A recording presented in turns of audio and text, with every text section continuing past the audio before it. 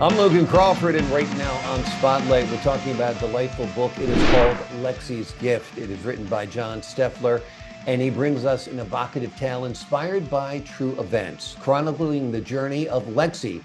She is a compassionate young girl determined to comfort her friend Susan, whose father has been deployed, as they embark on creating Sweet Dreams pillows. Together, the author skillfully unveils their deep impact on thousands of children of deployed service members. And it mirrors a genuine initiative he and his wife began back in 2008. We're delighted to have this very talented author join us here today on Spotlight. We thank the team at Atticus Publishing for joining us here on Spotlight today. And we ask viewers like you to support writers like him by subscribing to our channel and buying his book, Lexie's Gift. John, thanks so much for being our guest today on Spotlight. My pleasure, and thank you for having me. My pleasure. So this book really begins back in 2008 when you and your wife had an idea to do something good for the family members of deployed service members. Tell us about that. Yes, well, I served in the military a number of years ago, and everybody is concerned about the veterans and how they're treated. But it seemed to me they were skipping something with ignoring the children. What about the children? How do they feel? Well, I woke up one morning and had this idea in my head about how I might be able to help the children, how to comfort them while their parent is away. So I talked to my wife about it because I remembered our children and the grandchildren had their blankies and their lammies, you know. And so I thought, well, what if we make a pillow, nice round oval shaped pillow with a soft fleece back, put the picture of the deployed mom and dad on it and give it free to the children. Well, Linda, my wife, thought that was a good idea. Yeah. So I made one up with my grandchildren on it. And my son-in-law had some contacts through his real estate business with a local weekly newspaper. Mm-hmm. And they did an article about it, and I got a call from a mom in St. Charles, Missouri. We lived back in St. Louis area at the time. And she sent me a picture of her grandson with her dad, with his dad who was being deployed. And we made a pillow up from them. And then we had a local radio show that heard about it. I did an interview and then got a call from somebody with a website who wanted to put a website together for me, and they did. And from then on, it was gangbusters. And Yep. so we came up with pillows that put the picture of the mom and dad. That is wonderful. And we gave them free. That was the whole idea. We would ship them free. We shipped over 13,000 children these pillows. Wow. All So free. was your house transformed into some kind of big factory making all these pillows? Tell us about that. Yes, it did. We did it in our home. Wow. And we had our volunteers come help us. We call them our pillow platoon volunteers. And every one of our volunteers just couldn't wait to do it. Yeah. And so it just kept going and going and going. And it was best job we ever had, didn't pay a penny. Exactly. But you're doing right by others, which is important. Yeah. And a couple of nice things that happened. We put about $5,000 of our own money, seed money in, get us started. It was $3,000. And I had spoken to some veterans groups about what we were doing and spoke to one. And after I got done with my presentation, he asked me to wait outside and then called me back in and gave me a check for $3,000. Wow. So we've never been short of money because we don't charge, but we ask if they can help defray shipping and handling. And that's strictly voluntary. And so, are you guys still making these pillows? No, unfortunately, due to some health issues, we had to stop making them. Although if somebody would call or get in touch with us, the only requirements we have is when they're deployed, they be deployed for 3 months or more and have to be in uniform in the picture. If they don't have a good uniform picture, we'll take one in their civilian clothes, but we have to have a picture of them in uniform. Gotcha. Sounds and great. It's like I said, it's a wonderful little story. At our church, one lady bought one for her daughter, and in the book, that talks about how Lexie's friend, Lexie is at school, and another boy sees a pillow and says, "Can you make one for me and my brother?" And we say, "Sure." Well, the idea was it passed it along because, and so what happened then was the little girl who got the book at the church, after she read it, she passed it on to her friend. Mm. And the thing that it made a difference, we got a number of emails from people saying, bedwetting stopped, the monsters are gone. Mm. One little boy was absolutely furious with his dad because he was gone. Wouldn't talk to him when they were Skyping, but when he got his pillow, he got right on the phone. Yeah.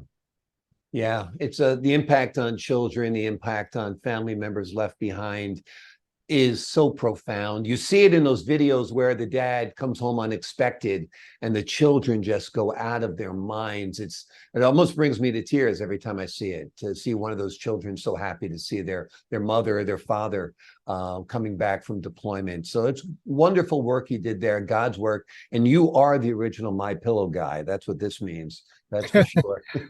You know, I know we had some people. Go ahead. I'm sorry. No. When we had to stop making pillows or what we were doing, and some people said, "Well, why don't you charge for it?" I said, "That's not the idea." Yeah. So we never would charge for a thing. Yeah, that's Go ahead. I'm sorry. Yeah, as I said, it's wonderful. I mean, like I said, it's a wonderful initiative. So tell me about the book. Where did you get the idea to write a book about the story and incorporate it in Lexie's tale? I think it might have been inspired by my wife and another lady who is an author, writes children's books here in St. Petersburg, Florida. So why don't you write a story about it? So I just sat down and started writing and did that, and then wanted to have some illustrations, pictures. So went online, found a illustrator out in California, and we went back and forth, and the final product is what you see now. Wonderful. Is Lexie a real person in your life? Well, Lexie just happens to be my youngest grandchild. Okay. And in the book, I mentioned Cannon. Well, Cannon is our grandson. He's the number 3 in the line there. But I mean, it's not based on any real people in that respect. Yes. They're real names, not real people, but I get you. Yeah, absolutely. So what was the reaction when you wrote the book and you started, have you read it to any young children, to your own grandchildren? Tell us about the reaction. They've seen it. Everybody who's seen it, even one of the adults here where we live, read it and liked it. And they say, well, I'd like to get a copy for our grandchild. And Christmas is coming, as you well know. Yeah. And I think this would be a great book for children to be a first reader, or just to read, and then they can pass it on. But it'd be great. I loved writing it. Yeah. Well, that's great. And it's also such an important lesson for children to learn about comforting others, about having empathy. So they're learning real good values there as well. Yes, that's something that I think is missing in this world today, and is getting worse, where people are thinking more of themselves than they are somebody else. Absolutely.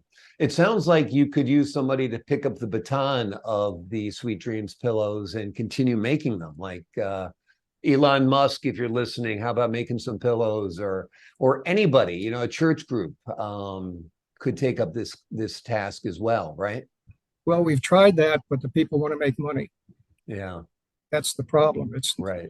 I mean, we're not rich. We don't have a lot of money. Sure. But like I said, we never ran out of the funds that we needed. In fact, when we first started, we needed to get the pillows made. We needed a high heat press. And I happened to talk to an Elks Club, and they gave me $140, which just happened to be the price of a high heat press. Right. So how cool is that? Yep.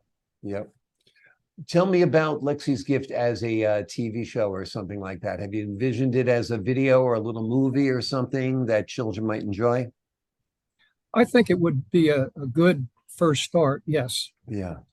Because it teaches all the right lessons. There's none of this baloney that's going on today, or nasty stuff, or hitting, or any of that. It's pure love. It's a love for one person for another, one little girl to another who can see it. And Yeah, As I say in the end of the book, in doing this, the two of them, Lexie and Susan, found out it's more fun to give than to receive. absolutely. Now that you've got the writer's bug, you going to write anything else? Are you working on anything new? Oh, I wrote a book a while ago of poetry that I wrote called God, Family, Freedom. Hmm. And I have done that. But no, I think about trying to, well, I have written music too and songs. I wrote one for my wife for our anniversary called I Spell Love Y-O-U. That's her favorite song, by the way. That sounds great. That's They wonderful. can see that on YouTube. It's John Stoeffler. I Spell Love Y-O-U on YouTube. Sounds great. Awesome, John. Well, you're a creative guy, a guy with a great heart, and we're really happy you wrote this book. It is called Lexie's Gift, and as we mentioned, it is inspired by true events. It chronicles the journeys of a young girl named Lexie, who is compassionate, and she's determined to comfort her friend whose father has been deployed overseas. And Yeah, the and it's important, available. go Yeah, ahead. it's available on Amazon.